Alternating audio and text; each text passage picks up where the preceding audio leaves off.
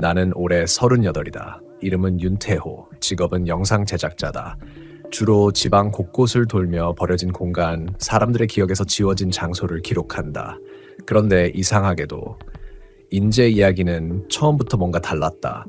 그날도 평소처럼 자료를 찾고 있었다. 지방 문화재 목록을 훑어보다가 한 댓글이 눈에 들어왔다. 인제 깊은 산 속에 일본인 절이 있다. 그곳에서 스님이 아니라 다른 무언가를 본 사람들이 있다.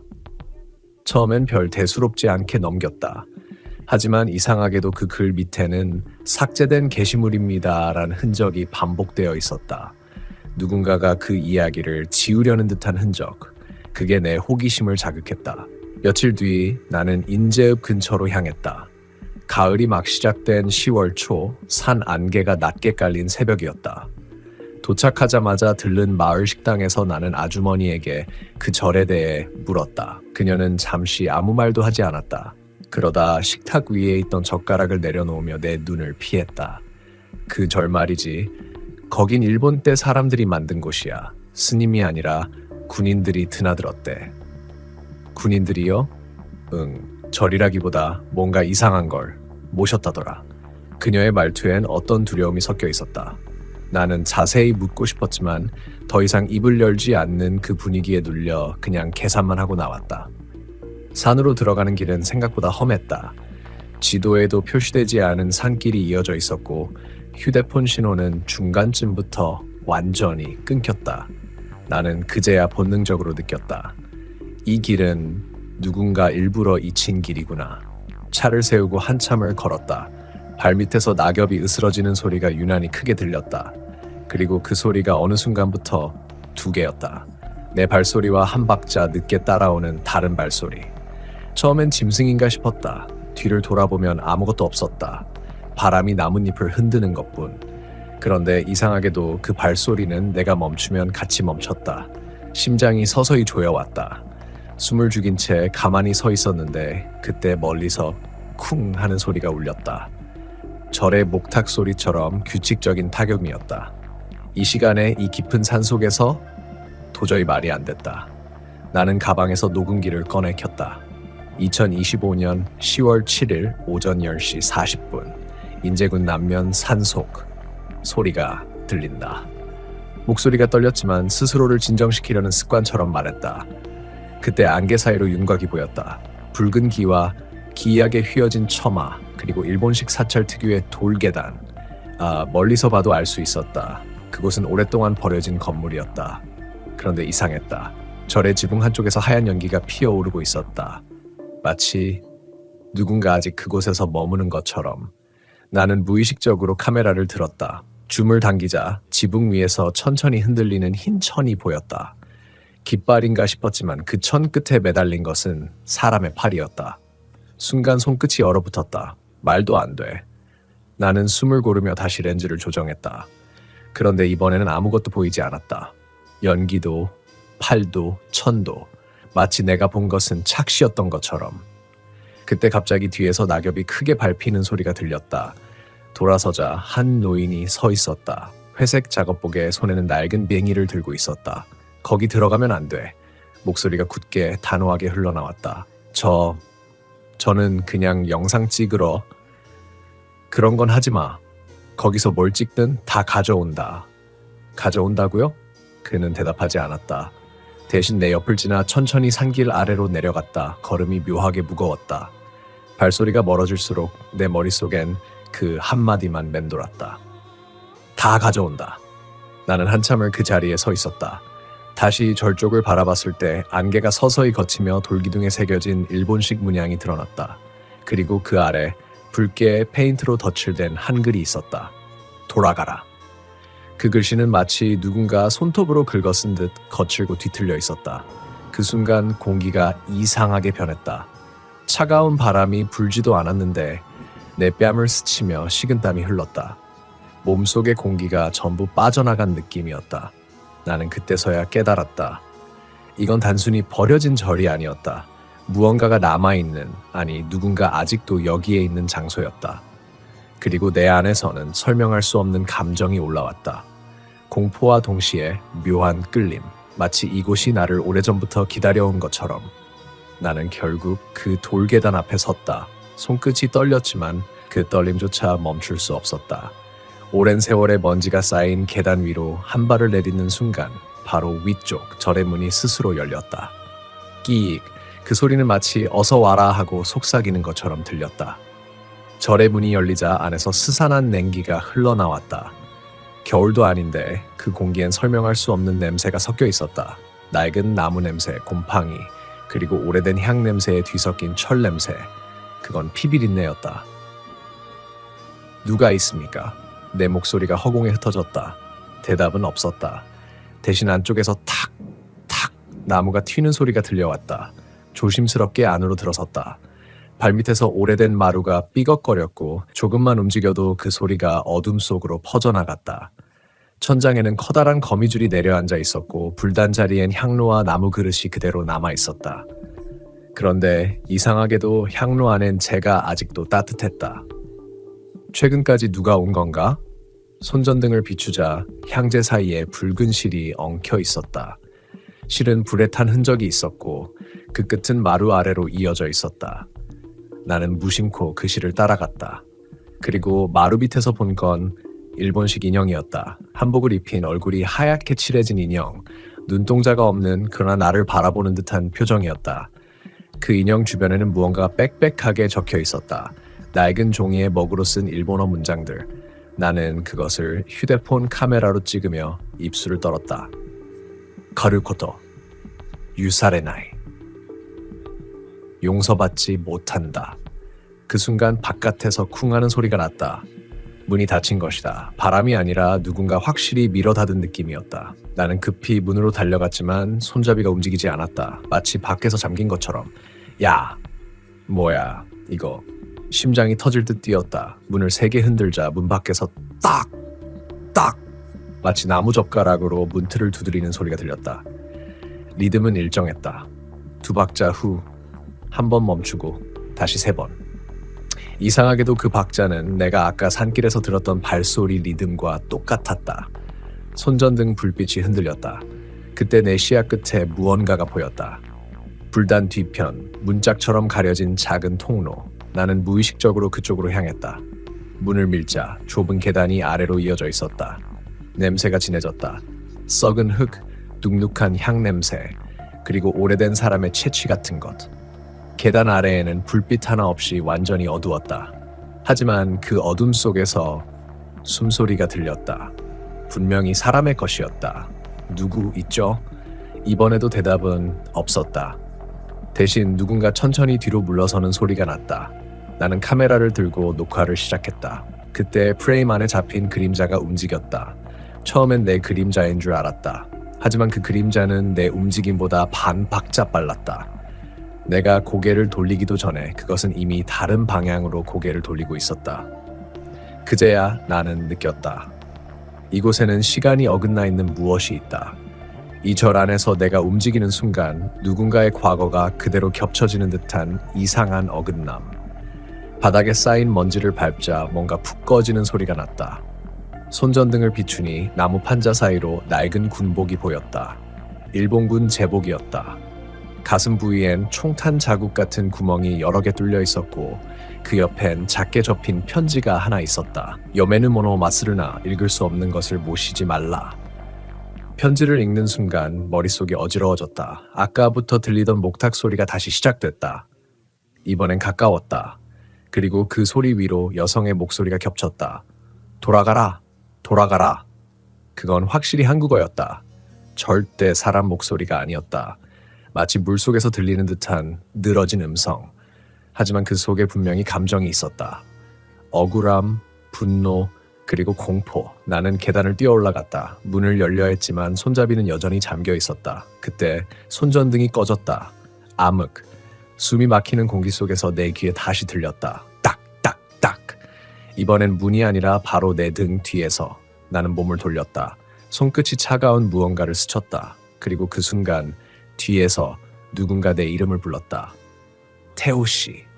그 목소리는 너무나 익숙했다. 오래전에 세상을 떠난 내 누나의 목소리였다. 그 목소리를 듣는 순간 온몸의 감각이 무너져 내렸다. 숨이 멎은 듯 내 주변의 공기가 멈췄다.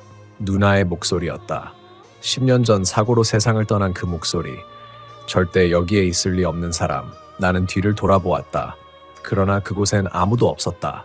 손전등이 꺼진 채로 오직 어둠만 있었다. 누나. 내 입에서 저절로 그 말이 새어나왔다. 그러자 어둠 속에서 낮고 쉰 숨소리가 들려왔다. 마치 누군가 나를 따라 하듯 똑같이 말했다. 누나. 순간 머릿속이 새하얘졌다. 심장이 미친 듯이 뛰었다. 손전등을 켜려 했었지만 불이 들어오지 않았다. 대신 바닥에서 희미하게 무언가 반짝였다. 금속 조각이었다. 나는 그걸 주웠다. 녹슨 일본군 계급장이었다. 그 안쪽엔 이상한 문양이 새겨져 있었다. 태양을 중심으로 5개의 손처럼 뻗은 기호. 그 문양을 보는 순간 등줄기를 타고 식은 땀이 흘렀다. 그때였다. 문이 열렸다. 처음 들어왔던 그 문, 분명히 잠겨있던 그 문이 아무런 소리도 없이 천천히 밀리듯 열렸다. 나는 한순간도 머뭇거리지 않았다. 계단을 뛰어올라 밖으로 나갔다. 그런데 이상했다. 바깥 풍경이 달라져 있었다. 분명 낮이었는데 하늘은 잿빛으로 변해 있었다. 안개가 더 짙었고 산속의 나무들은 방향이 뒤틀려 있었다. 마치 시간이 거꾸로 흐른 듯 새소리도 멈춰 있었다. 나는 절을 돌아보았다. 그런데 그 절은 아까와 달랐다. 지붕이 무너져 있던 부분이 멀쩡했고 방금 내가 나왔던 문은 완전 새 것처럼 깨끗했다. 그리고 문 앞에는 신발 한 켤레가 가지런히 놓여 있었다. 작은 일본식 남성용 집신. 그러나 그 옆에 낡은 등산화 한 짝이 함께 있었다. 내 신발이었다. 이게 어떻게? 그 순간 누군가 절 안에서 걸어 나왔다. 회색 승복을 입은 남자였다. 그의 얼굴은 그림자에 가려져 잘 보이지 않았지만 그가 내 쪽으로 걸어올 때마다 땅에 닿는 발소리가 기이하게 들렸다. 딱, 딱, 딱 그 리듬. 그놈의 박자였다. 여긴 당신이 올 곳이 아닙니다. 낯선 남자가 그렇게 말했다. 목소리는 낮고 차분했지만 이상하게도 지금 이 순간의 목소리가 아니었다. 마치 오래된 녹음기 속에서 재생되는 듯한 울림이 있었다. 이곳은 멈춰 있습니다. 무슨 소리예요? 여긴 폐사원이라며. 대체. 당신은 이미 들어왔습니다. 그러면 나갈 수 없습니다. 나는 뒤로 물러섰다. 이게 무슨 뜻이죠? 당신은 누구예요? 그가 고개를 들었다. 그 얼굴에는 눈이 없었다. 눈이 있어야 할 자리에 2개의 검은 구멍만 있었다. 그 구멍 안에서 하얀 연기가 새어나왔다. 나는 비명을 질렀다. 몸을 돌려 산길 아래로 뛰기 시작했다. 온몸이 휘청거렸지만 멈출 수 없었다. 그런데 달리면 달릴수록 길이 반복됐다. 계곡을 지나고 돌다리를 건너면 다시 같은 계곡, 돌담을 지나면 또다시 돌담. 절이 멀어지지 않았다. 뒤를 돌아보니 여전히 같은 자리에 있었다. 아, 말도 안 돼. 호흡이 가빠졌다. 나는 무릎을 꿇고 카메라를 꺼냈다. 렌즈에 잡힌 화면 속에서도 절은 여전히 뒤에 있었다. 그런데 화면 오른쪽 구석에서 무언가가 움직였다. 흰 그림자. 확대하자 사람이 보였다. 아까 절 안에서 본 그 일본식 인형. 그 인형이 절 문 앞에 서 있었다. 그러나 이번엔 움직이고 있었다. 고개를 천천히 기울이며 내 쪽으로 향하고 있었다. 나는 카메라를 떨어뜨렸다. 그리고 다시 뛰었다. 심장이 터질 듯 쿵쾅거렸고 귀에서는 자신의 숨소리와 박동만 들렸다. 그런데 이상하게도 내 발소리와 함께 또 다른 발소리가 뒤섞여 있었다. 누군가 내 뒤를 따라오고 있었다. 그만! 절규하듯 외쳤다. 그때 모든 소리가 멈췄다. 안개, 바람, 새소리, 심지어 내 숨소리까지. 정적 속에서 누군가 귓가에 속삭였다. 이건 네가 찾은 게 아니야. 너를 찾은 거야. 그 말이 끝나는 순간 내 앞의 길이 사라졌다. 발 아래가 꺼지며 나는 그대로 아래로 떨어졌다. 끝없이. 눈을 떴을 때 나는 흙바닥에 쓰러져 있었다. 숨을 내쉴 때마다 입안에 흙냄새가 스며들었다. 빛은 없었다. 손전등도 카메라도 가방도 사라졌다. 대신 코끝을 찌르는 강한 냄새가 있었다. 썩은 냄새, 오래된 피 냄새, 그리고 무언가 타서 남은 향 냄새. 여긴 어디지? 속삭이듯 말하자 어둠 속에서 천천히 메아리가 퍼졌다. 어디지? 어디지? 손끝으로 벽을 더듬었다. 벽은 차가운 돌이었다. 표면이 매끄럽지 않았다. 마치 누군가 손톱으로 파낸 듯한 자국들이 빽빽했다. 나는 벽을 따라 조금씩 걸었다. 발밑에서 뭔가 바스락거렸다. 손전등이 없어 정확히 볼 수 없었지만 그 감촉은 천이었다. 조심스럽게 손으로 만져보자 그것은 군복이었다. 바닥 전체가 낡은 군복 더미로 덮여 있었다. 그 순간 위쪽 어딘가에서 물방울이 떨어졌다. 톡! 차가운 물방울이 내 뺨을 스쳤다. 그 감촉이 너무나 현실적이었다. 누구 있습니까? 내 목소리가 다시 어둠 속으로 퍼졌다. 그런데 이번엔 대답이 왔다. 바로 내 뒤에서. 있지. 그 목소리는 낮고 갈라져 있었다. 나는 몸을 돌렸다. 그러나 아무것도 보이지 않았다. 누구세요? 여기 묻힌 자들이다. 숨이 멎었다. 그때 내 발 밑에서 뭔가 움직였다. 천이 부풀어 오르며 그 안에서 사람이 일어난 듯한 형태가 잡혔다. 나는 반사적으로 뒤로 물러났다. 군복 속에서 하얗게 벗겨진 손이 천천히 튀어나왔다. 손톱이 다 다른 손. 그 손이 바닥을 더듬으며 내 쪽으로 기어왔다. 살려줘. 그 소리는 분명히 울음이었다. 남자의 울음. 그것도 여러 명의 사방에서 들려왔다. 살려줘. 아직 못 나가. 우리를 버렸어. 나는 귀를 막았다. 그런데 이상하게도 그 목소리들은 귀를 막아도 들렸다. 머릿속 안쪽에서 울룩에서 울리는 소리였다. 눈을 감았다가 다시 떴을 때 어둠 속에서 붉은 빛이 켜졌다. 어딘가에서 등불이 하나, 둘, 셋 켜졌다. 그 불빛 아래에는 일본군 복장을 한 시신들이 줄지어 있었다. 앉은 자세로 두 손을 모은 채로 마치 기도하는 사람처럼. 그들의 앞에는 금속 제단이 있었다. 제단 위에는 검은 항아리가 놓여 있었다. 그 항아리 주위엔 일본어로 된 문장들이 새겨져 있었다. 풍인 노 투, 갸쿠나. 나는 천천히 그 항아리로 다가갔다. 그 순간 누군가의 손이 내 발목을 붙잡았다. 비명조차 나오지 않았다. 손끝이 차갑고 끈적했다. 바닥을 비추는 붉은 빛 속에서 그 손의 주인이 내 쪽을 바라보고 있었다. 그의 눈은 텅 비어 있었지만 입은 열려 있었다. 그리고 그 입에서 들려온 건 일본어도 한국어도 아닌 이상한 속삭임이었다. 마치 오래된 불경을 거꾸로 읊는 듯한 음성. 그 순간 항아리가 스스로 흔들리기 시작했다. 덜컥 항아리 뚜껑이 미세하게 들썩였다. 안에서 바람 같은 소리가 새어나왔다. 그 바람에는 울음과 웃음이 섞여 있었다. 그건 열면 안 돼. 누군가 말했다. 이번엔 분명히 여자의 목소리였다. 익숙했다. 누나의 목소리였다. 태호야, 그건 우리가 만든 거야. 아, 뭐라고? 순간 머릿속이 찢어지는 듯 아팠다. 기억이 밀려왔다. 어릴 적 인제외가 근처에서 누나와 함께 놀던 기억. 그리고 그 근처엔 폐사원이 있었다. 그 절 근처엔 절대 가지 말라는 어른들의 말. 우리 집안은 그 절과 관련이 있다. 그 말이 떠올랐다. 그때부터 모든 게 이상하게 맞아떨어지기 시작했다. 누나, 그게 무슨 뜻이야? 그러나 대답은 없었다. 대신 항아리에서 검은 연기가 뿜어져 나왔다. 그 연기 속에서 수많은 얼굴들이 일그러지며 떠올랐다. 눈이 없는 얼굴들, 입이 찢어진 얼굴들, 그리고 그 사이에 내 누나의 얼굴도 있었다. 이건 네가 풀었어. 연기가 내 몸으로 스며들었다. 차가웠다. 하지만 그 차가움 속엔 이상하게도 익숙한 온기가 있었다. 누나의 체온 같았다.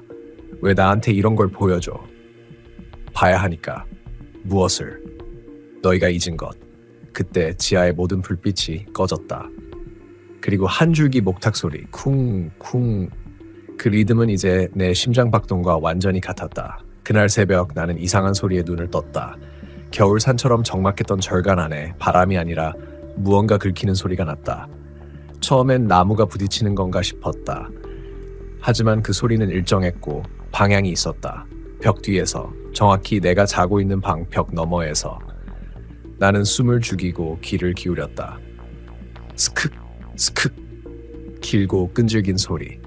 누군가 손톱으로 나무판을 긁는 듯한 소리였다. 그게 벽 안쪽에서 나고 있었다. 핸드폰 불빛을 켜서 벽을 비췄다. 그 순간 그 스크 소리가 멈췄다. 마치 불빛을 알아차린 듯이. 그리고 한참의 정적 끝에 톡! 무언가 벽 안에서 두드려졌다. 한 번, 두 번, 세 번. 나는 본능적으로 뒤로 물러났다. 심장이 터질 듯 뛰었다. 이건 절대 바람이나 동물 소리가 아니었다. 벽 안에 사람이 있는 듯다. 해가 뜰 무렵 나는 서둘러 방을 나왔다. 마당 한쪽에는 불탄 초석과 무너진 돌담이 보였다. 그 아래로는 작은 문짝이 땅속으로 이어져 있었다. 정확히 내가 자던 방의 벽 아래 방향이었다. 잠시 망설였지만 나는 문을 열고 그 안으로 들어갔다. 낮인데도 내부는 어두웠다. 습하고 차가운 냄새가 코를 찔렀다. 좁은 계단이 아래로 이어지고 있었고 그 끝엔 오래된 작은 방이 있었다. 방 안에는 낡은 일본어로 적힌 두루마리가 걸려 있었다. 천혼, 진혼. 그리고 그 아래엔 작은 목상이 하나 놓여 있었다. 불에 탄 흔적이 있는 얼굴이 반쯤 녹아내린 승려의 상이었다. 그 순간 뒤에서 찬 기운이 느껴졌다. 누군가 내 바로 뒤에 서 있는 듯한 그 특유의 정전기 같은 기운. 나는 뒤를 돌아봤다. 아무도 없었다. 하지만 바닥엔 희미한 발자국이 있었다. 물기가 있는 흙 묻은 발자국. 그건 내 발이 아니었다. 맨발이었다. 밖으로 뛰쳐나오려는 순간 갑자기 머리 위에서 쿵 소리가 났다. 절의 지붕 쪽 그 천장 위에서 무언가가 움직이고 있었다. 나는 비명을 지르며 밖으로 뛰어나왔다. 햇빛이 눈을 찔렀다. 주변은 아무 일도 없는 듯 고요했다. 그런데 대웅전 앞 마당에 서 있는 불상 하나가 달라져 있었다. 어제는 없던 얼굴에 검은 금이 간 불상. 그 균열 사이로 마치 누군가의 눈동자가 비치는 듯했다. 나는 그 불상을 똑바로 쳐다보지 못했다. 단지 뒤돌아서 절을 내려가며 이곳은 사람의 시간이 멈춘 곳이다. 그 생각만 머릿속에 남았다. 마을로 내려와 민박집 주인에게 그 절 이야기를 꺼냈다. 그는 내 얼굴을 보자마자 고개를 저었다. 거길 갔어요? 예? 왜요? 거기 원래 절 아니었나요? 그는 잠시 침묵하더니 담배를 피워 물고 말했다. 그 절 일본 사람들이 전쟁 중에 세운 겁니다. 거기서 조선인 노무자들을 불러다가 절을 짓게 하고 다 완성되기 전에 불이 났어요. 그때 불에 타 죽은 사람들이 많았죠. 일본 스님도 조선 인부도 다 같이. 근데 시신을 제대로 수습도 못했대요. 그 뒤로 그 절은 폐허가 됐고 아무도 안 올라가죠. 그의 목소리는 갈라져 있었다. 그 절 이름이 뭐였는지 알아요?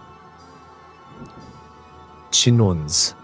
그리고 그는 조용히 덧붙였다. 그 절은 혼을 위로하기 위해 세운 곳이 아니었어요. 혼을 묶어두기 위해 만든 곳이었지. 나는 그 말을 듣고도 믿기 어려웠다. 하지만 그날 밤 다시 숙소에서 잠들려던 순간이었다. 창문 밖에서 들렸다. 스크 스크 그 소리. 벽 안에서 들리던 그 손톱 긁는 소리. 이번엔 창문 유리 너머였다. 나는 핸드폰 불빛을 켰다. 창문에 불빛이 닿자 그 소리는 멈췄다. 그리고 서서히 김이 서린 유리에 글자가 생겼다. 마다 코코니 이르 아직 있다. 나는 그때서야 알았다. 그 절은 단순히 버려진 사원이 아니었다. 거기엔 묶인 혼들이 남아있었다. 그들을 묶은 이유도 그들을 떠나지 못하게 한 것도 결국 인간이었다. 나는 창문에 손을 대며 속삭였다. 미안합니다. 미안해요. 그 순간 창문에 생긴 김이 사라지고 바람처럼 그 문장은 지워졌다. 하지만 나는 아직도 밤마다 그 소리를 듣는다. 스크 스크. 아직 그 절 어딘가에서 누군가가 벽을 긁고 있다. 며칠 뒤 나는 다시 인제로 향했다. 이번엔 단순한 호기심이 아니라 그곳에 남은 진혼사의 흔적을 제대로 확인해야 한다는 이상한 책임감 같은 게 생겼다. 그 절에 뭔가가 남아있었다. 그건 단순히 귀신의 문제내의 문제라기보다는 누군가의 고통이 덜어지지 못한 채 남아있는 흔적이었다. 마을 이장에게 부탁해 옛날 그 절이 있었던 시절의 기록을 찾아보기로 했다. 이장은 내 말을 듣더니 잠시 뜸을 들이다가 낡은 서류 뭉치를 내밀었다. 이거 일본에서 넘어온 자료래요. 군청에서도 함부로 안 본다더군요. 나는 그걸 열어봤다. 문서에는 일본어로 된 여러 기록들이 있었다. 그중 한 장이 내 눈에 들어왔다. 처와 17년 8월 10일 친문즈 테닉 기록. 쇼와 17년 8월 10일 진혼사 건립 기록. 그 밑에는 이런 문장이 적혀 있었다. 이 사원은 영혼을 진정시키기 위함이 아니라 조선의 불순한 혼을 억누르고 일본의 정령으로 새롭게 정화하기 위함이라. 나는 손이 떨렸다. 그 절은 애초부터 위로를 위한 곳이 아니었다. 속박과 지배의 상징, 영혼을 묶어 일본의 신으로 바꾸려던 의식의 장소였다. 그 다음 페이지엔 주지승 이해종권이라는 이름이 있었다. 그리고 그의 일기일부가 복사돼 있었다. 조선의 노동자들이 자꾸 사라진다. 사원 건립이 끝나면 모두 떠난다더니 어젯밤 그중 하나가 불길 속에 갇혀 죽었다. 그러나 이상하게도 그날 밤부터 절의 벽에서 무언가 긁는 소리가 들려왔다. 그건 분명히 살아있는 인간의 소리가 아니었다. 나는 두려웠다. 이 사원은 신을 모시기 위한 곳이 아니라 이미 저주받은 무덤이 된 것이다. 나는 문서를 덮고 한참 동안 아무 말도 하지 못했다. 일본 승려조차 그 절이 저주받았음을 느꼈다는 것. 그가 남긴 기록은 두려움 그 자체였다. 그런데 이상한 건 그 일기의 마지막 줄이었다. 나는 그들의 영혼을 묻기 위해 사원의 중심에 나를 봉인한다. 그 말은 무슨 뜻이었을까? 그가 자신을 봉인한다고? 그날 밤 나는 그 절의 남쪽 산등성이를 향했다. 지도엔 표시조차 없었지만 이장의 말대로라면 그 절의 본당 아래에 지하 공간이 하나 더 있다고 했다. 달빛조차 닿지 않는 어둠 속 내 휴대폰 불빛이 유일한 길잡이였다. 돌계단 아래로 내려가자 썩은 나무 냄새와 함께 차가운 공기가 흘러나왔다. 그곳엔 조그마한 돌방 하나가 있었다. 벽에는 일본어로 봉혼이라 새겨져 있었고 가운데에는 불에 탄 나무 상자 하나가 놓여 있었다. 나는 그 상자를 열어봤다. 그 안에는 사람의 유골 일부가 들어 있었다. 그리고 그 곁엔 한 장의 종이와 함께 작은 염주가 놓여 있었다. 나는 죄를 지었다. 그들의 혼을 묶으라 명한 이들을 저주하며 나 또한 그들과 함께 묶인다. 그 순간 주변 공기가 바뀌었다. 마치 수많은 사람들이 내 주위를 맴도는 듯한 밀도 높은 공기와 속삭임. 히토츠, 니, 산, 셋. 일본어 숫자를 세는 목소리. 남자도 여자도 아닌 여러 영혼이 동시에 속삭이는 듯한 소리. 나는 뒤로 물러서려 했지만 등 뒤에서 또 다른 목소리가 들렸다. 그는 아직 여기 있다. 나는 고개를 돌렸다. 그곳에는 아무도 없었다. 하지만 손전등 불빛 아래 벽 한쪽에 그 승려의 얼굴이 희미하게 새겨져 있었다. 눈도 코도 없고 불에 타 녹아내린 얼굴이었지만 분명히 입은 열려 있었다. 그리고 그 입 사이로 바람이 흘러나왔다. 스크. 그 소리였다. 벽 안에서 들리던 그 손톱 긁는 소리. 그건 결국 살아남지 못한 이들의 목소리였던 것이다. 나는 염주를 들고 도망치듯 그곳을 빠져나왔다. 돌계단을 오르며 내 뒤에서 무언가의 숨소리가 따라붙었다. 하. 그리고 절 입구를 나서는 순간 그 모든 소리가 사라졌다. 산 아래로 내려오는 길, 눈이 내리고 있었다. 희고 차가운 눈이 내 얼굴에 닿을 때마다 이상하게 따뜻한 눈물이 함께 흘렀다. 이후로 며칠 동안 나는 인제를 떠날 수 없었다. 그 절의 존재가 내 머릿속을 떠나지 않았다. 그리고 나는 결국 결심했다. 마지막으로 그 염주를 원래 있던 자리에 돌려놓자. 그게 이 이야기를 끝낼 유일한 방법이라 생각했다. 그날 새벽 하늘은 잿빛이었다. 바람도 짐승의 울음도 심지어 나뭇가지의 마찰음조차 들리지 않았다. 모든 게 멈춘 듯한 공기. 나는 염주를 품에 넣고 다시 진혼사로 향했다. 이번에는 겁이 나지 않았다. 두려움은 이미 공포를 넘어선 지 오래였다. 이젠 마치 그들의 마지막 부탁을 들어줘야 한다는 묘한 사명감 같은 감정만 남아있었다. 절터로 오르는 길엔 여전히 눈이 쌓여 있었다. 하지만 이상하게 절로 가까워질수록 발자국이 남지 않았다. 마치 눈이 계속 내리는데 내 발자국만 사라지는 듯했다. 나는 그저 조용히 걸었다. 무너진 대웅전 앞에서 멈췄다. 지난번과 달리 불상은 사라져 있었다. 그 자리엔 검은 재와 녹슨 금속 조각들만 남아 있었다. 나는 그 재더미 위에 염주를 올려놓았다. 이걸로 끝나야 해요. 그 말을 내뱉는 순간 바람이 갑자기 세차게 불기 시작했다. 눈이 흩날리고 불빛이 깜빡였다. 그리고 들렸다. 고마워. 아주 희미한 목소리였다. 남자도 여자도 아닌 많은 목소리가 하나로 겹쳐진 듯한 울림. 눈물이 났다. 그건 두려움의 눈물이 아니었다. 그 절에 묶여있던 모든 이름 없는 혼들을 향한 연민이었다. 나는 고개를 숙였다. 그 순간 대웅전의 기둥 하나가 부서지며 무너졌다. 나는 급히 뒤로 물러났고 그 아래에 무언가 반짝이는 금속 조각이 보였다. 가까이 가보니 그건 작은 구리판이었다. 구리판에는 일본어와 한자가 함께 새겨져 있었다. 스티니 민루도 미아, 개펑 세린든 자들 모두 해방되었다. 나는 손끝으로 그 글자를 천천히 쓸어내렸다. 그리고 그 순간이었다. 바람이 멈추고 눈발이 그쳤다. 절 주변의 공기가 완전히 달라졌다. 무겁던 공기가 사라지고 어디선가 향냄새 같은 따뜻한 공기가 스며들었다. 나는 하늘을 올려다봤다. 회색 구름 사이로 한 줄기 햇빛이 떨어지고 있었다. 그 빛이 절터 한가운데를 비추고 있었다. 그 빛 속에 사람 형체 같은 그림자가 잠깐 보였다. 한승복, 박노인, 이름 모를 인부들, 그리고 일본 승려 모두 같은 방향을 바라보며 천천히 사라졌다. 나는 그제야 무릎을 꿇고 울었다.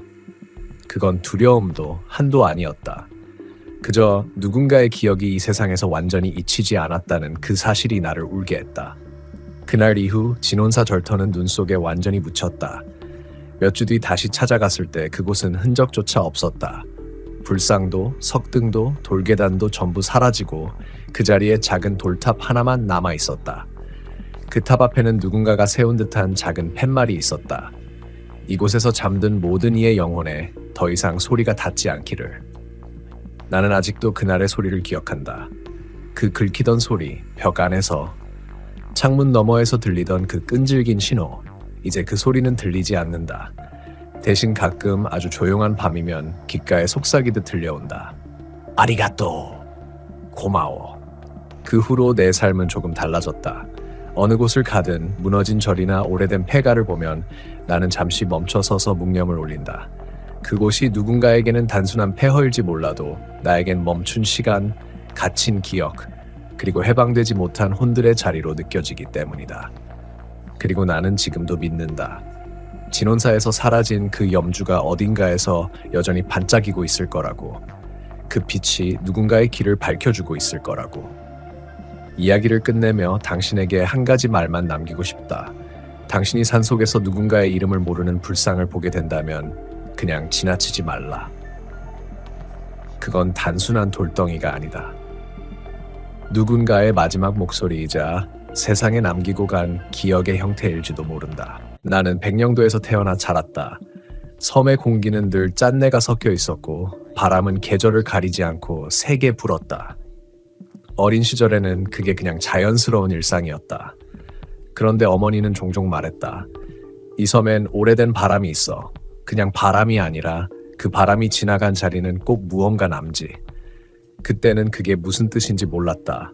하지만 지금은 안다. 그 바람이란 건 단순한 공기의 흐름이 아니었다. 내가 고등학교를 졸업하던 해에 잠깐 육지로 나갔던 적이 있다. 하지만 아버지가 돌아가시고 어머니 혼자 남겨진 뒤로 나는 다시 백령도로 돌아왔다. 섬에서 사는 건 편하지 않지만 익숙했다. 바다는 늘 옆에 있었고 사람들은 서로의 이름과 가족사를 다 알고 있었다. 그런데 그런 곳일수록 이상한 소문 하나가 돌면 금세 퍼진다. 그리고 그해 여름 백령도 끝자락 진촌 해안에서 이상한 일이 생겼다. 마을 어르신 하나가 물에 빠져 죽었다는 소식이었다. 그런데 이상했던 건 그 사람은 평생 바다를 다뤄온 어부였다. 술도 거의 하지 않고 건강도 좋았다. 그런데 시체가 발견된 위치가 이상했다. 조수의 흐름으로 봤을 때 그가 빠졌다면 시체는 남쪽 해변으로 떠밀려야 했다. 하지만 그는 반대편 절벽 및 사람 발자국조차 드문 곳에서 발견됐다. 그날 이후 마을 사람들은 그 절벽 아래를 돌아보지 않았다. 그리고 바람이 심하게 부는 날이면 누군가가 절벽 밑에서 울고 있는 소리를 들었다고 했다. 나는 그런 이야기에 무감각했다. 귀신이 있으면 뭐 어쩔 건데요, 어머니. 그렇게 말하지 마라. 어머니는 늘 그랬다. 이 섬에서 오래 산 사람들은 그냥 안다. 바다는 사람을 데려가고 그 사람의 목소리를 남긴다는 걸. 그날 밤이었다. 유난히 바람이 심하게 불던 밤. 어머니가 잠든 뒤 나는 밖으로 나갔다. 옛날 친구가 잠깐 들른다고 했기 때문이다. 진촌으로 가는 길은 가로등이 드물었다. 해안도로를 따라 걷다 보면 바람에 섞여 무언가가 들린다. 처음엔 바다의 파도 소리 같았다. 그런데 점점 명확해졌다. 누군가가 울고 있었다. 아주 낮은 쉰 목소리로. 나는 무심코 발걸음을 멈췄다. 이 시간에 누가 절벽 쪽에 있지? 눈을 돌리면 어둠뿐이었다. 파도는 절벽 아래를 세차게 때리고 있었고 달빛이 조금 비쳐 그 하얀 포말이 보였다. 그런데 그 순간 내 뒤에서 누가 내 이름을 불렀다. 정호야. 나는 얼어붙었다. 그건 분명 어머니의 목소리였다. 하지만 어머니는 집에 있었다. 분명히. 뒤를 돌았을 때 아무도 없었다. 나는 그날 이후 잠을 잘 수 없었다. 자꾸 누가 부르는 소리가 들렸고 꿈속에서도 절벽 아래에서 누군가 나를 손짓하는 장면이 반복됐다. 결국 어머니께 털어놓았다. 어머니, 저 이상한 소리 들어요. 절벽 쪽에서. 어머니는 한참 말이 없었다. 그 후에야 조용히 입을 열었다. 그 절벽 아래 네 외삼촌이 계셔. 나는 깜짝 놀랐다. 외삼촌요? 그게 무슨 말이에요? 내가 태어나기도 전에 그곳에서 사고가 있었어. 어부였던 내 외삼촌이 폭풍우 속에서 배가 뒤집혔지여 시신을 못 찾았어. 그 뒤로 사람들이 절벽 밑에서 그 사람 목소리를 들었다고 했어. 그래서 그 절벽엔 아무도 안 가. 나는 아무 말도 하지 못했다. 그제야 이해가 됐다. 어머니가 늘 바람을 무서워했던 이유가 그 바람 속에 잃은 사람의 목소리가 섞여 있었던 것이다. 며칠 뒤 나는 이상하게 그 절벽을 직접 보고 싶어졌다. 두려움보다는 설명할 수 없는 끌림이었다. 밤이었고 바람이 거의 없던 날이었다. 손전등 하나 들고 나는 그 길을 따라 걸었다. 그리고 절벽 끝에 섰을 때 공기가 달랐다. 바다 냄새가 아니라 오래된 젖은 흙 냄새가 났다. 무언가 썩은 듯한 묘하게 짠 냄새. 그리고 갑자기 뒤에서 툭 무언가 떨어지는 소리가 들렸다. 돌멩이인가 싶어 돌아봤지만 아무것도 없었다. 그런데 바다 쪽에서 사람의 목소리가 들렸다. 도와줘. 나는 심장이 멎는 줄 알았다. 분명 남자의 목소리였다. 그리고 그 목소리는 점점 가까워졌다. 내 이름이었다. 나는 뒤도 돌아보지 않고 뛰었다. 비틀거리며 해안도로로 올라와 숨을 몰아쉬었다. 그런데 바람이 불기 시작했다. 그 바람 속에서 또 그 소리가 섞여 있었다. 누군가가 낮게 웃는 소리. 분명히 내 뒤에서였다. 그날 밤 이후 나는 병원에 실려갔다. 고열과 환청. 의사는 단순한 피로라고 했다. 하지만 나는 안다. 그건 피로가 아니었다. 그리고 이상하게도 그날 이후로 우리 집 창문에선 늘 같은 소리가 났다. 밤이 깊어질수록 창문 유리 틈새로 바람이 스며들며 속삭였다. 정호야, 왜 나 버렸어? 나는 지금도 그 목소리를 듣는다. 어머니는 말한다. 괜찮아, 이제 그 사람도 편히 쉬게 될 거야.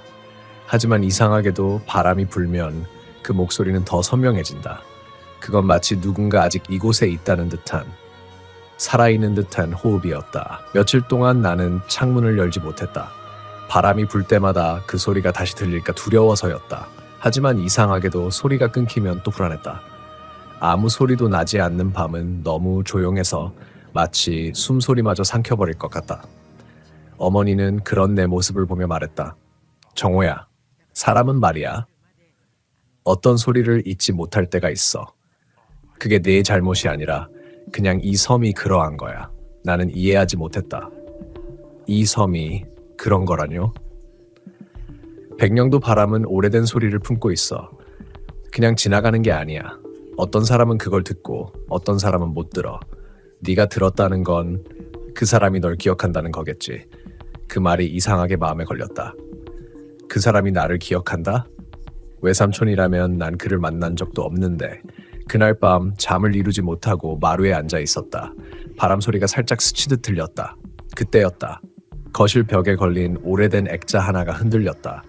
그 액자 속에는 젊은 시절의 어머니와 낯선 남자가 서 있었다. 그가 바로 외삼촌이었다. 사진 속에 그는 웃고 있었지만 눈동자가 이상하게 허공을 보고 있었다. 그 시선을 따라가다 보니 문득 소름이 돋았다. 그 시선은 사진 밖 나를 보고 있는 것처럼 느껴졌다. 다음 날 나는 어머니 몰래 진촌 절벽으로 향했다. 이번에는 낮이었다. 햇빛 아래서 보면 모든 게 달라 보일 것 같았다. 하지만 절벽 아래를 내려다보는 순간 심장이 움찔했다. 그곳엔 바위 틈에 뭔가 박혀 있었다. 처음엔 해초나 부표 같은 게 걸린 줄 알았다. 하지만 자세히 보니 낡은 천 조각이었다. 붉은색이었는데 물에 젖어 검게 변해 있었다. 그리고 그 천 위로 철제 고리가 엉켜 있었다. 마치 오래된 구명조끼의 잔해 같았다. 나는 잠시 숨을 멈추었다. 그 순간 등 뒤에서 바람이 불었다. 그 바람이 내 귓가를 스치며 누군가의 낮은 속삭임을 품었다. 돌려줘. 그 목소리는 너무 가까웠다. 마치 내 어깨 바로 뒤에서 말하는 것 같았다. 나는 비명을 지르고 도망쳤다. 돌길을 뛰다가 넘어져 무릎이 찢겼지만 아픔은 느껴지지 않았다.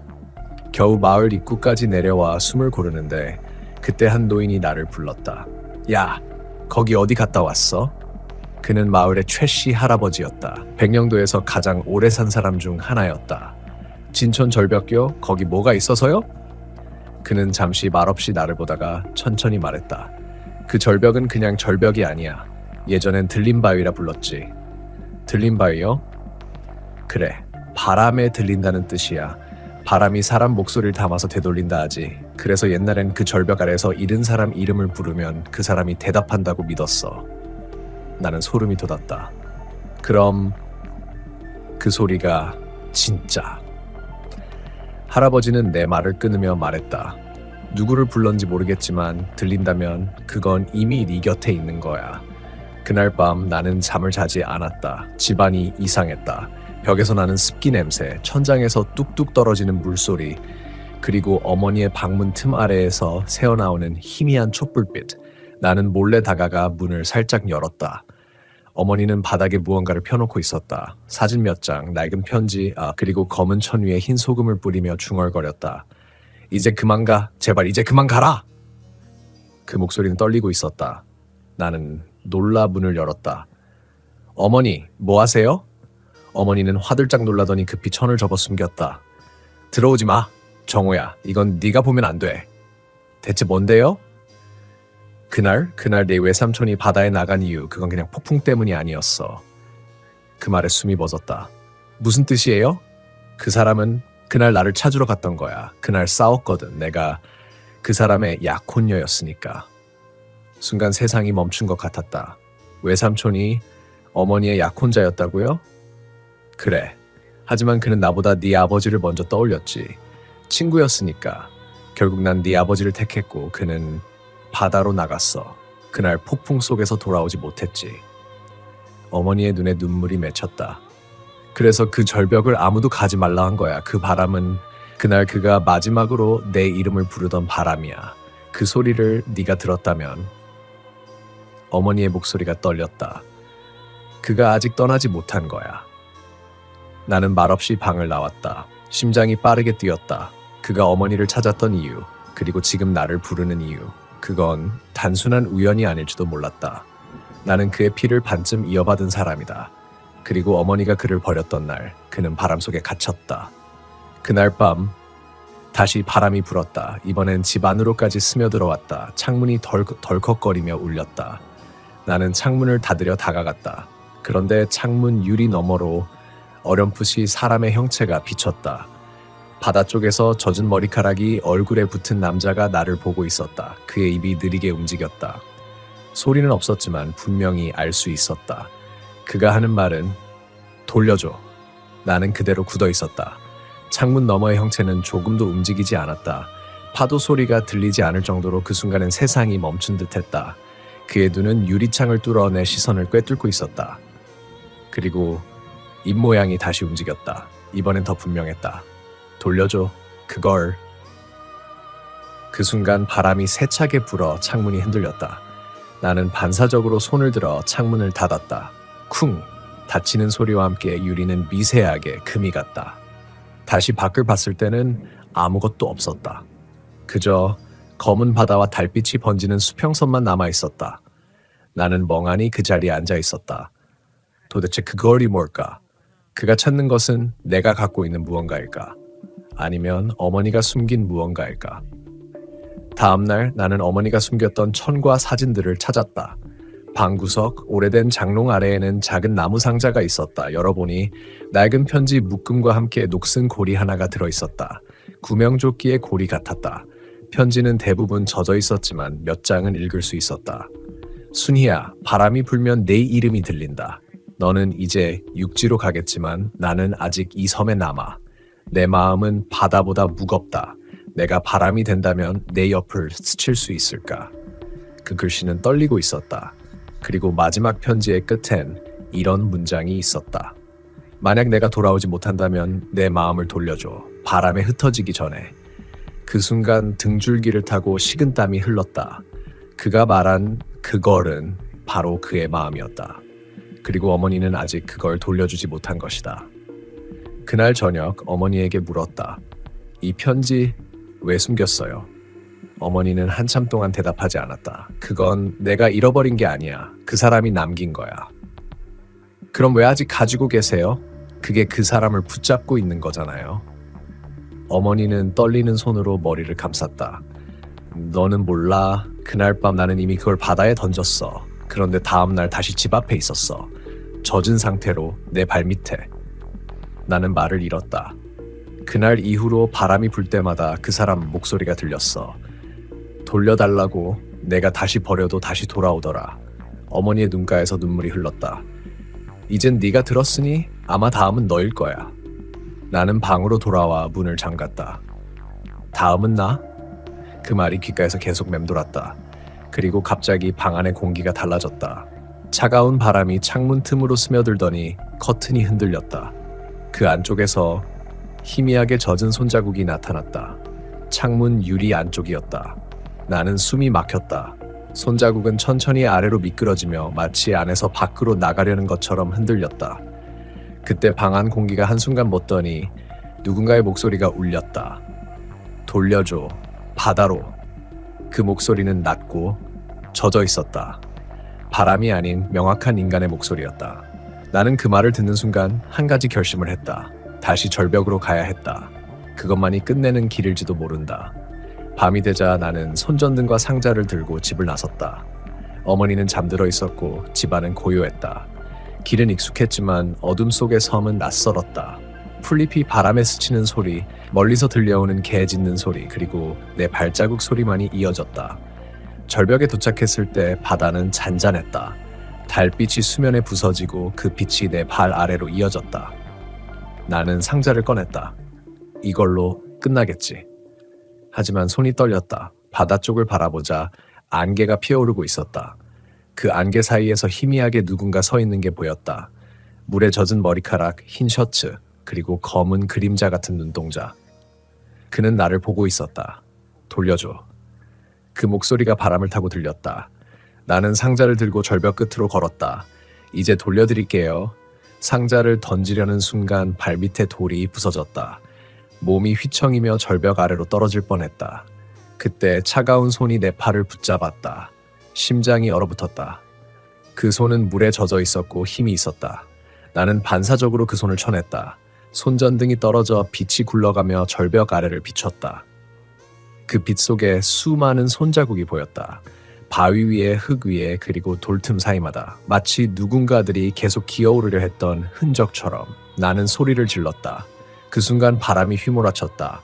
바다가 갑자기 거세게 일었다. 그리고 그 안개 속에서 여러 목소리가 섞여 들려왔다. 돌려줘, 돌려줘, 돌려줘. 그건 한 사람의 목소리가 아니었다. 수십 명, 아니 수백 명의 목소리였다. 이 섬에 잠긴 모든 영혼의 목소리처럼 느껴졌다. 나는 상자를 던졌다. 그 순간 바람이 멈췄다. 모든 소리가 사라졌다. 그리고 고요가 찾아왔다. 한참 동안 아무 일도 일어나지 않았다. 그때 어딘가에서 아주 약한 웃음소리가 들렸다. 이제야 돌아왔네. 그 소리가 사라진 뒤 나는 한동안 절벽 위에 멍하니 서 있었다. 달빛은 흐릿하게 번지고 바다는 다시 고요했다. 모든 게 끝난 것 같았다. 바람도 목소리도 더 이상 들리지 않았다. 나는 무거운 몸을 이끌고 집으로 돌아왔다. 신발은 젖어 있었고 손에는 아직도 바닷물 냄새가 배어 있었다. 문을 열자마자 어머니가 거실에 앉아 있었다. 촛불 하나만 켜놓고 마치 기다리고 있었던 것처럼. 정호야, 네가 거기 갔지? 나는 고개를 숙였다. 네, 돌려드렸어요. 어머니는 한참 동안 아무 말이 없었다. 그리고 조용히 고개를 끄덕였다. 그래, 이제 됐다. 그 사람은 이제 바람이 아니라 바다로 돌아갔겠지. 나는 그 말을 믿고 싶었다. 하지만 이상하게도 마음 깊은 곳이 불안했다. 무언가 덜 끝난 느낌이었다. 그날 밤 어머니는 오랜만에 깊이 잠들었다. 나는 방으로 들어가 불을 끄고 누웠지만 바람 소리가 귓가에서 자꾸 바뀌는 것 같았다. 처음엔 단순히 창문 흔들리는 소리였다. 그러다 어느 순간 그 소리가 누군가의 숨소리처럼 들리기 시작했다. 하, 하. 너무 가까웠다. 눈을 떴다. 하지만 방 안에는 아무도 없었다. 그런데 천천히 눈을 돌리자 벽 쪽에 어렴풋한 그림자가 비쳤다. 사람의 형태였다. 바람이 불지도 않는데 커튼이 미세하게 흔들렸다. 그리고 그 그림자가 움직였다. 아주 느리게 내 쪽으로. 어머니, 라는 목소리가 떨렸다. 어머니. 소리를 지르자 그림자는 멈췄다. 그리고 스르륵 사라졌다. 문이 열리며 어머니가 들어왔다. 왜 그래, 정호야? 방에 누가 있었어요? 분명히. 어머니는 나를 바라보다가 고개를 저었다. 그건 네가 불러들인 거야. 제가요? 내가 그 상자를 바다에 던졌을 때 그 사람만 간 게 아니야. 그 안에는 더 많은 것들이 있었어. 백령도의 바람은 한 번 열리면 다시 닫히지 않아. 그 말이 머리를 맴돌았다. 무슨 뜻이에요? 이 섬은 오래된 자리야. 전쟁 때 바다 밑에 잠긴 사람들도 이름조차 남지 못한 사람들도 많아. 그 바람은 그들의 이름을 품고 불어. 네가 상자를 던졌을 때 그 문이 열린 거야. 나는 믿을 수 없었다. 하지만 그 말이 끝나자마자 바깥에서 쿵 하는 소리가 났다. 어머니와 나는 동시에 고개를 돌렸다. 창문이 열려 있었다. 바람이 불어들어오며 커튼이 휘날렸다. 그리고 그 커튼 사이로 바다의 냄새가 스며들었다. 짠내와 함께 썩은 듯한 비린 냄새. 그 순간 어머니의 얼굴이 하얗게 질렸다. 정호야, 불 꺼? 왜요? 빨리 꺼. 나는 전등 스위치를 내렸다. 순간 어둠 속에서 무언가가 움직이는 게 보였다. 거실 쪽에서 미세하게 사람 발소리 같은 소리가 들렸다. 바닥이 축축하게 젖는 소리. 척! 척! 어머니는 내 팔을 붙잡고 속삭였다. 눈 마주치지 마. 바람은 눈을 통해 들어와. 그 소리는 점점 가까워졌다. 방 안의 공기가 무겁게 가라앉았다. 숨이 막힐 듯한 을 꼭 쥐었다. 어머니가 내 손을 꼭 쥐었다. 이제 다 끝날 줄 알았는데 그녀의 목소리는 떨렸다. 그 사람을 버렸던 건 나 하나가 아니었어. 나는 고개를 들었다. 무슨 뜻이에요? 너희 아버지도 알고 있었어. 그 사람은 바다에 빠진 게 아니라 누가 밀린 거야. 순간 피가 얼어붙었다. 뭐라고요? 내 아버지가 질투했어. 나와 그 사람 사이를 알고 있었거든. 폭풍이 오던 날 그 둘이 바다로 나갔지. 그날 밤 돌아온 건 네 아버지뿐이었어. 방 안의 공기가 멈췄다. 모든 게 연결되기 시작했다. 외삼촌의 영혼이 왜 바람 속에 남았는지, 왜 어머니를 찾고 왜 나를 불렀는지. 그는 억울하게 죽은 사람이었다. 그는 돌려달라고 했다. 그의 마음만이 아니라 그의 죽음의 진실을. 그 순간 거실 쪽에서 낮은 목소리가 들렸다. 순희야. 그건 아버지의 목소리였다. 하지만 그 목소리는 오래된 울림처럼 들렸다. 어머니는 몸을 떠며 말했다. 그럴 리가 없어. 나는 천천히 방문을 열었다. 거실 한가운데 젖은 발자국이 이어져 있었다. 그 끝에는 아무도 없었다. 그런데 그 발자국이 거꾸로 움직이기 시작했다. 마치 누군가가 뒤로 걸어가듯 방금 지나간 자리를 되돌아가는 것처럼. 그때 창문이 스르르 닫히며 바람이 멈췄다. 공기가 조용해졌다. 어머니가 천천히 말했다. 그 사람 이제 안 가. 진실을 돌려줘야 해. 그게 끝이야.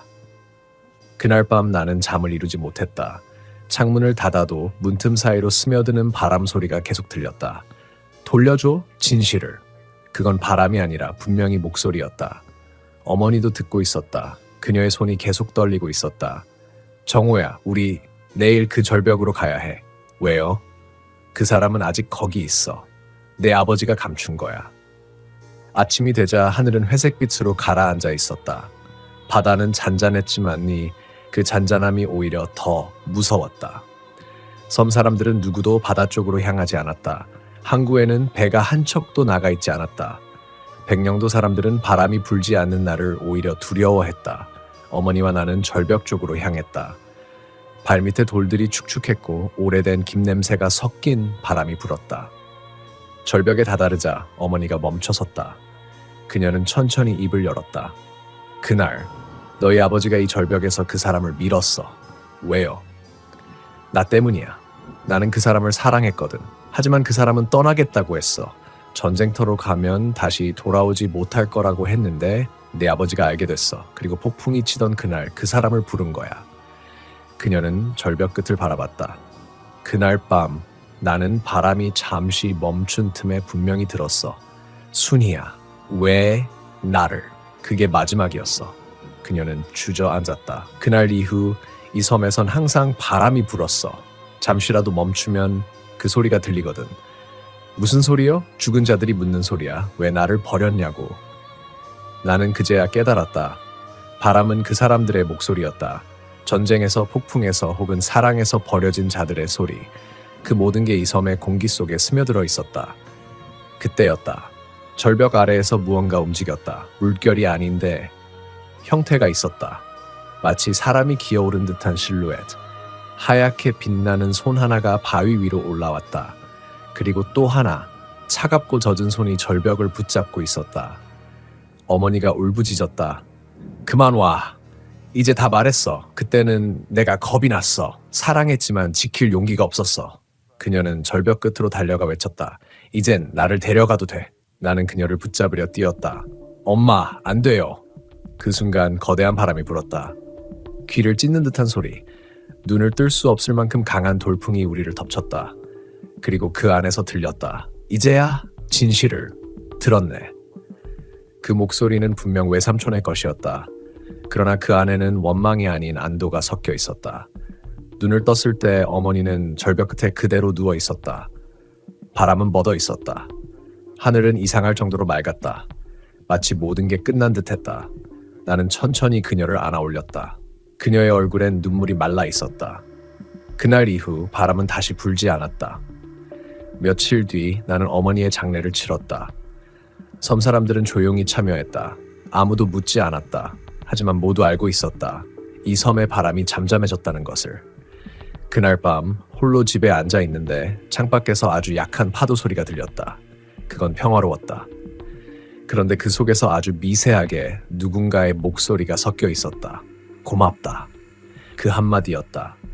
나는 창문을 닫지 않았다. 그냥 그렇게 한참을 바다를 바라봤다. 그리고 일주일 뒤 섬의 사람들이 다시 배를 타기 시작했다. 바람이 잦아들자 모두들 안심했다. 하지만 나는 한 가지 이상한 점을 느꼈다. 항구 근처의 벽에 언제 생겼는지도 모를 표식 하나가 새겨져 있었다. 풍문, 바람의 문. 그 밑에는 희미한 글씨가 있었다. 열면 다시 불 것이다. 나는 그 글자를 한참 바라보다가 손으로 그 위에 손을 얹었다. 그 순간 멀리서 아주 약한 바람이 내 뺨을 스쳤다. 그리고 누군가 귓가에 속삭였다. 또 다른 문이 남아있다. 그날 이후 나는 백령도를 떠났다. 하지만 어디로 가든 가끔 밤이 조용하면 그 소리가 들린다. 창문을 스치는 바람 속에서. 그건 분명 나를 부르는 목소리다. 백령도를 떠난 지 벌써 6개월이 지났다. 서울의 겨울은 유난히 건조하고 매서웠지만 그래도 나는 이곳이 좋았다. 밤마다 바람이 불어도 이건 그냥 도시의 바람이라고 생각하며 스스로를 안심시켰다. 섬에서의 기억은 꿈처럼 아득해져 갔다. 어머니의 마지막 얼굴도 그 절벽도 시간이 지나면서 조금씩 희미해졌다. 회사 일은 바빴고 사람들과 웃으며 지내는 일상이 점점 익숙해졌다. 그런데 이상하게도 가끔 창문 틈으로 들어오는 바람에 익숙한 냄새가 섞여 있었다. 비린내, 짠내와 흙냄새, 그리고 아주 희미한 향초 냄새. 섬의 바람이었다. 처음엔 기분 탓이라 생각했다. 하지만 그 바람은 언제나 내가 가장 고요할 때 불었다. TV를 끄고 방 안이 완전히 조용해지는 순간, 그때면 어김없이 창문이 미세하게 울렸다. 정호야. 그건 분명 바람이 내 이름을 부르는 소리였다. 심장이 세차게 뛰었다. 숨을 고르며 천천히 창가로 다가갔다. 창문 너머로는 회색빛 아파트 단지와 겨울 하늘뿐이었다. 그런데 그 순간 유리에 서린 김 사이로 무언가의 손자국이 생겼다. 마치 누군가 밖에서 손을 짚은 듯한 흔적. 하지만 내 방은 15층이었다. 그 위에는 아무도 아무것도 설 수 없었다. 나는 조심스럽게 손을 올려 그 자국 위에 포개었다. 차가운 유리 너머에서 누군가가 내 손을 잡는 듯한 느낌이 들었다. 차갑지만 이상하게 익숙한 온기였다. 엄마? 내 입에서 자연스럽게 흘러나온 단어였다. 그 순간 유리창이 진동하며 낮은 바람 소리가 울렸다. 아주 익숙한 백령도의 그 바람 소리. 그 바람이 내 귓가에서 속삭였다. 그 문을 닫지 않았구나. 나는 그대로 얼어붙었다. 무슨 말인지 이해할 수 없었다. 하지만 이내 머릿속에 떠올랐다. 그날 항구 벽에 새겨져 있던 글씨. 폰문, 열면 다시 불 것이다. 그때부터 내 주변에서 이상한 일들이 일어나기 시작했다. 새벽에 혼자 있을 때면 방 안의 공기가 미세하게 흔들렸다. 컵 속의 물결이 아주 약하게 출렁고 커튼은 바람이 없는데도 미세하게 움직였다. 그리고 가끔 내 휴대폰 녹음기에는 누가 몰래 속삭이는 소리가 남아있었다. 돌아와. 그건 한 목소리가 아니었다. 남자, 여자, 아이. 수십 개의 목소리가 겹쳐져 있었다. 섬의 바람이 도시까지 따라온 것이다. 나는 백령도에 전화를 걸었다. 그곳에 남은 이장님은 잠시 침묵하다가 말했다. 다시 불기 시작했어. 뭐가요? 그 바람 말이야. 밤마다 절벽 쪽에서 들려. 이번엔 목소리가 좀 다르더라고. 어떡해요? 젊은 남자 목소리야. 내 목소리랑 똑같더라. 숨이 멎는 듯했다. 나는 즉시 전화를 끊었다. 하지만 그날 밤 잠을 잘 수 없었다. 머릿속에서 계속 들려왔다. 돌아와, 돌아와. 이틀 뒤 결국 나는 다시 백령도로 향했다. 스스로도 이유를 몰랐다. 단지 그 바람의 근원을 확인해야 한다는 생각뿐이었다. 배가 섬에 가까워질수록 공기의 냄새가 달라졌다. 짠내, 젖은 흙냄새, 그리고 그리움. 마치 누군가 나를 기다리고 있는 것 같았다. 섬은 여전히 조용했다. 마을 사람들은 나를 보자 고개를 숙였다. 왜 또 왔어? 그냥 확인할 게 있어서요. 그들은 아무 말 없이 나를 지나쳤다. 누군가는 나를 피했고 누군가는 문을 닫았다. 나는 곧장 절벽으로 향했다. 그곳엔 여전히 바람이 불고 있었다. 하지만 이번엔 이상했다. 바람이 아니라 마치 숨소리 같았다. 가까이 다가갈수록 누군가 내 귀에 속삭이는 듯한 기분이 들었다. 이제 내 차례야. 바람 속에서 희미하게 보였다. 절벽 아래 하얀 옷을 입은 어머니의 모습. 그녀는 미소를 짓고 있었다. 그리고 그 옆에는 낯선 남자, 사진 속 외삼촌이 서 있었다. 둘 다 조용히 나를 바라봤다. 여긴 아직 끝나지 않았어. 그들의 입이 움직였다. 그와 동시에 발밑의 흙이 흔들렸다. 절벽이 아주 미세하게 갈라지며 그 아래에서 바람이 솟구쳤다. 그건 이제 더 이상 자연의 바람이 아니었다. 살아있는 존재의 숨이었다. 나는 그 자리에 서 있었다. 도망치고 싶었지만 어쩐지 이 모든 게 내 운명처럼 느껴졌다. 바람이 내 옷자락을 잡아당기며 속삭였다. 이제 네가 문을 닫아야 해. 나는 천천히 무릎을 꿇었다. 바위 위에 새겨져 있던 낡은 글씨가 눈에 들어왔다. 폰문, 그 아래엔 새로 생긴 줄 하나가 추가되어 있었다. 나는 손가락으로 그 글자를 덮었다. 바람이 거세게 불어왔다. 눈을 감았다. 모든 기억이, 모든 목소리가 한꺼번에 스쳐갔다. 어머니, 외삼촌, 섬 사람들, 그리고 수많은 이름 모를 목소리들이 속삭였다. 고마워. 그리고 모든 게 멈췄다. 바람도, 파도도, 시간도. 며칠 뒤 섬 사람들이 절벽 근처를 지나가다가 한 가지 이상한 걸 발견했다. 바위 위에 새겨진 글자가 사라져 있었다.